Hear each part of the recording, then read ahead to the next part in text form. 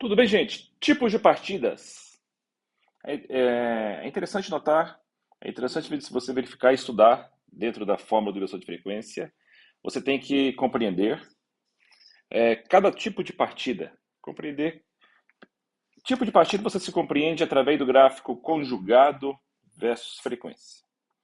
Ontem eu coloquei uma frase lá no meu feed, dizendo que em partida direta é a melhor partida, é a melhor forma de partida em relação a torque que pode existir no motor. Eu vi os comentários, eu não respondi até para ver quais são as dúvidas, que aí a gente consegue esclarecer melhor as dúvidas. Depois eu respondo lá, mas eu vou responder aqui. Bom, analisa esse gráfico, está na tela. Bom, esse gráfico você vê a partida direta, você vê a estrela triângulo, e você verifica uma soft start.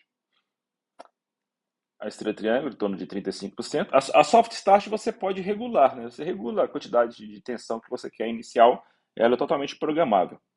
Tá? Mas repare que o princípio de funcionamento da soft start, como a soft start é uma chave que controla a tensão eficaz no motor, ela vai se comportar como uma estrela triângulo e vai se comportar como uma chave compensadora, da mesma forma, só que você vai ter um controle eletrônico, porque, como eu já expliquei, a Soft Start trabalha com SCR, é um thyristor. SCR, criado em 1960, 1958, até hoje utilizado nas Soft Starts. Ele tem um princípio que você só controla o disparo. Você dispara o SR com um pulso positivo no gate, e esse pulso positivo no gate faz fluir uma corrente entre cátodo e anodo. Essa corrente só vai cessar quando você cessar a corrente. A um valor mínimo, ele entra em bloqueio. O bloqueio você não controla, você só controla o disparo. Por isso que o SR não foi utilizado em inversor de frequência e, de certa forma, até atrasou um pouco o chaveamento, porque com chaveamento eu preciso ligar e desligar, mas isso é outro assunto. Então, aí está a software, a esteira triângulo e a partida direta. O motor elétrico, repare outra coisa, que com a partida direta nós temos 100% de torque. Por quê? O motor elétrico ele foi feito para funcionar com tensão senoidal na frequência nominal e na tensão nominal. Ponto. Foi projetado para isso. Então, quando você projeta o motor para isso, ele só vai ter o torque máximo de partida com partida direta. É onde você vai ter o torque máximo, como você pode verificar no gráfico, onde você tem o torque máximo do motor, onde você consegue partir cargas mais pesadas. Só que isso na prática não ocorre muito, ficar deixando o motor partir direto. Por quê? O motor quando parte direto, ele tem a corrente com o rotor travado, a corrente de partida, chega a ser 6, 8 vezes a corrente nominal. Isso causa um grande pico de corrente na instalação. Então, as próprias concessionárias de energia limitam até o valor que você pode utilizar de motor. Geralmente é motor de 7,5 no máximo, em média. 7,5, o máximo motor que você pode partir direto é um motor de 7,5 CV. Acima disso, você tem que usar alguma chave de partida, porque senão você vai ficar dando picos na rede que vai atrapalhar tanto a sua empresa, vai atrapalhar tanto o seu local, como vai atrapalhar os outros. Esses picos de correntes.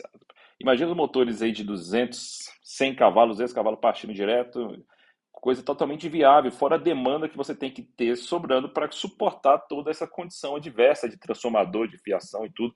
É totalmente inviável, o motor não vai partir direto, só até 7,5. Mas é na partida direta que se obtém a maior e o melhor conjugado de partida de um motor. Com esse gráfico nós verificamos aqui que sempre quando o motor parte, a procura, a mira é o seu ponto de trabalho, o ponto de trabalho do motor, o ponto de operação. Esse ponto de operação é aonde o gráfico do conjugado resistente da máquina encontra o conjugado do motor. Ali é o ponto de operação. Ali é o ponto de trabalho da máquina, o ponto de equilíbrio, que o escorregamento vai estar normal, que a corrente vai estar na corrente nominal, sendo tudo bem projetado. Então, quando você escolhe uma chave de partida que reduz a tensão, qual é a chave de partida reduz tensão? Estrela triângulo, compensadora e a soft start. A soft start nós temos um semiciclo da onda, um semiciclo positivo da onda. Bom, aonde você disparar o SR, que seja na metade do semiciclo, eu vou ter só metade de semiciclo para o motor. Se eu disparar no começo do semiciclo, eu vou ter todo o semiciclo do motor. Ou seja, minha tensão resultante de corrente, minha tensão resultante nesse motor, para esse caso, nesse semiciclo, né, nessa parte positiva do semiciclo, vai para o motor totalmente, aumentando a tensão eficaz, aumentando a tensão média para o motor.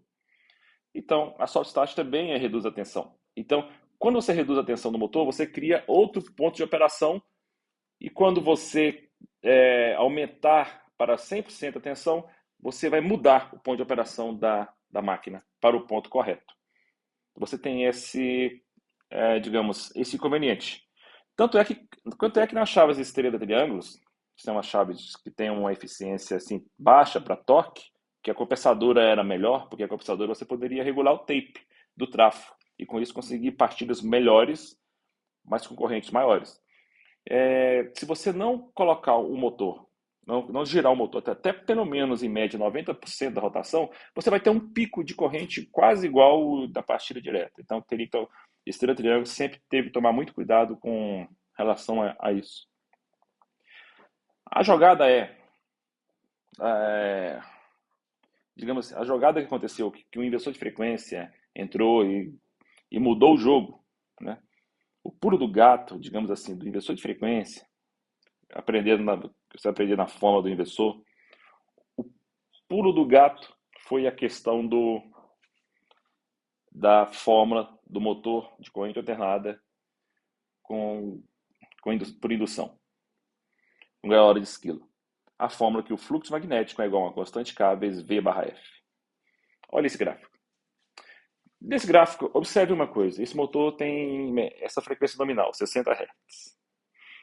Verifique que de 30 a 60, nós temos um torque praticamente quase constante. Por quê? Porque em toda a faixa de frequência, eu estou mudando o inversor de frequência, V/F. Antigamente, foi até muito utilizado em sistemas metroferroviários.